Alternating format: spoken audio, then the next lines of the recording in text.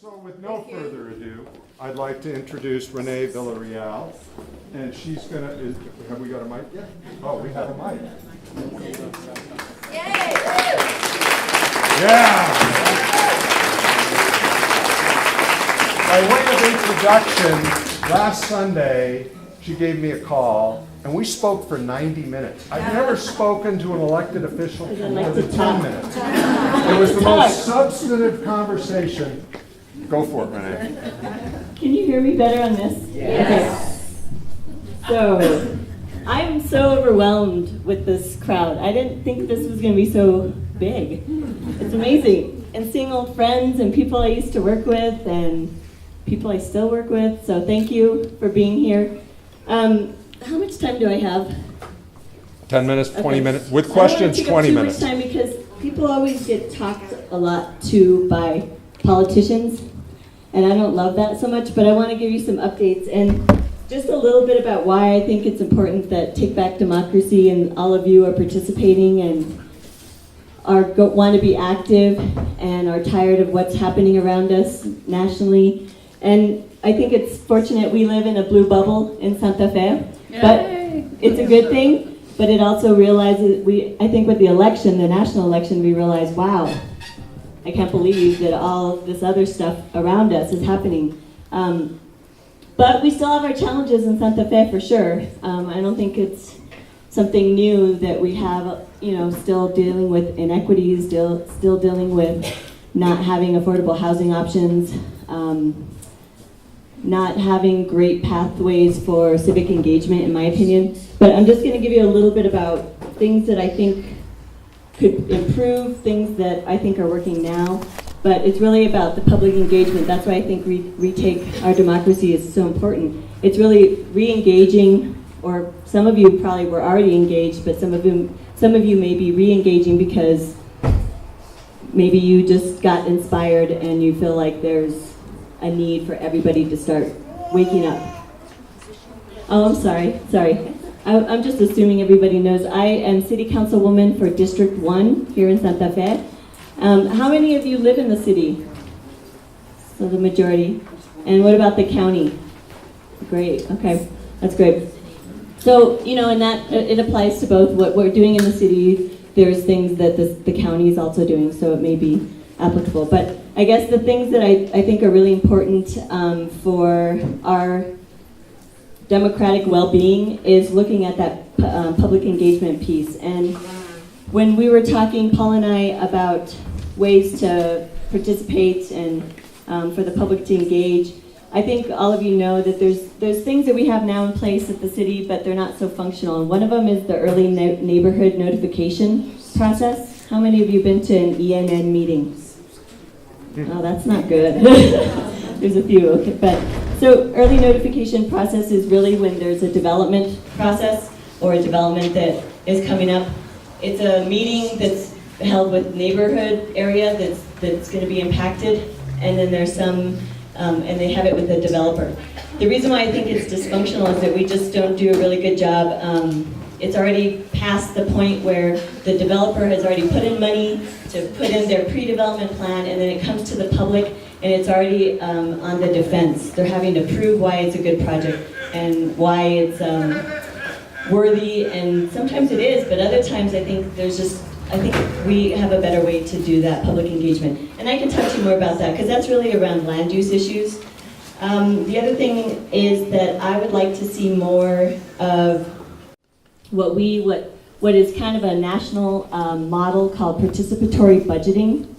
And participatory budgeting means that people from the community get to be involved with the budget process. And I'm not talking about the overall general plan or general budget. It's really looking at our CIP, which is the, I just drew a blank on CIP. Thank you, capital improvement planning. And it's all the money that we use, whether it comes from bonds or others, to look at infrastructure needs. And a lot of that's kind of up to our departments, which makes sense, but it also could be a process where people in the community can see inequities of what's happening in their community, from road issues, sidewalks, And then it will actually kind of give you a frame of like where is it their most need of our infrastructure in Santa Fe. And they've done it in other places, and I think it just helps people realize kind of inequities happening around infrastructure needs, whereas a certain part of the maybe south side doesn't have sidewalks, and then people realize that maybe their issue on the other side of town isn't as important. It's just a good way to kind of see and engage with people. And I want to move forward and try to see if our, not just the city council, but our finance department, I think they're interested in this, and I think they were trying to start off with a strategic planning process with us. They're doing that for the first time this year with the city council. But they did try, and I don't know how many of you filled out the survey that the city sent out. How many of you filled that out? Not enough. So that was what I was worried about. It was online primarily. They sent it to some people in the community by mail. But I think it's going to show that we need to do a better job surveying our residents. So it's a start, but I think we need to work on that. So I think that looking at our civic engagement, and I was talking to Paul about this, especially when you start looking in your groups and you're starting to do working on specific action items, that you begin looking at the demographics of our city and trying really hard to make sure that this body and this representation is representative of the city. And when I say that, I'm talking about our demographics. Santa Fe is 51% women or female, and it's about 49% Hispanic, but with people of color, if you count all people of color, it's probably over 60% of our population is people of color. So that to me is extremely important, and I think that's where we're lacking in all civic engagement processes, whether it's people attending our city council meetings, and it's usually people that have time to be able to attend a meeting, and granted it's hard because sometimes our meetings are long, but we really need to engage young people too, to be able to be part of the civic engagement, and people of color. And I think that would be very much the goal that you're trying to reach for retaking our democracy, because it's really about diversity and how we represent, especially making sure that the people that are most underserved are at the table and finding solutions for themselves too. So I think that's important. And the one thing I'm going to be starting to work on to try to figure out the best method is we have community committees. How many of you know about all the 50 plus committees we have across the city? It's the mayor's, there's 50. So a few examples are the mayor's committee on disabilities, the sustainability commission, the youth commission, the children and youth commission. There's quite a few. There's commissions, there's boards, and some of them are, the majority of them are basically by appointment. The mayor will get resumes from people that are interested to serve on certain committees, and then he will appoint them to those committees. And I think right now, and I think it's really functioned this way, it's really just if someone approaches the mayor and said they're interested. Most people don't even know about these committees, and there's over 50 of them. Granted, I think we have a little too many. Some are not as active as others, but I really would like to start looking at ways we can do better about communicating when we have vacancies in these committees, so people know that they can get involved in this way. I think this is a really important way to get involved because, some are very specific.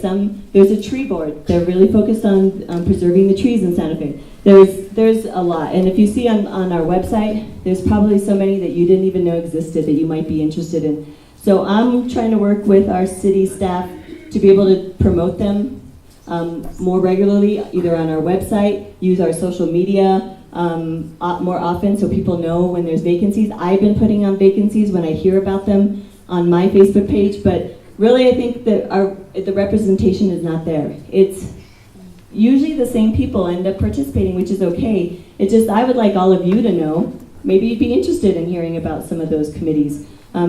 There's some important, they actually make recommendations to us at the city council on some issues. So, a good example is the immigration committee. We look very closely at what some of the recommendations that they make for us because they're important. So I'd like to be able to make sure that we need to know and have access to that information. And I think I'm going to go into, well, one other thing I was going to say, that when we start looking at trainings, and Paul and I were talking about some of the things he was wanting to look at with this group, and not just civic engagement related, but definitely focused on advocacy. I would love to have a Civics 101 class or some kind of training so people can just know the basics of how policy gets made. Yeah. And then also Robert's Rules of Order. When you are on a committee at the city, you do need to know the basics of Robert's Rules. I think it's important just to know those basics. And then, of course, Land Use 101, which is just an understanding of basic zoning so people can understand what density means and not be fearful of it, that there's good points and aspects of that. And then other ways that we can just be more open about what's happening in Santa Fe is actually volunteer opportunities. And we were talking about how the Adoptive Park program is going to be more, I would say, they're trying to make it more robust because there were so many complaints about weeds this year, and we don't have enough staff to be making that happen at all of the parks and open spaces. So we created a more accessible adopt a park. So a neighborhood could do that, an individual with a group of people. And I think it's really important because we're not going to have the kind of staff we used to for parks and recreation. And it would be great, very, very exciting to have people be in charge of their own pocket park or be really engaged with what's happening in their community around parks and trails. So that's something that I can give you all more information about, and I think it's a good one. And then also keep Santa Fe beautiful is another option to just know about when we do cleanups. There's neighborhood food drives too that I don't know if any of you know about, but was very successful this past year. So those are just some ideas.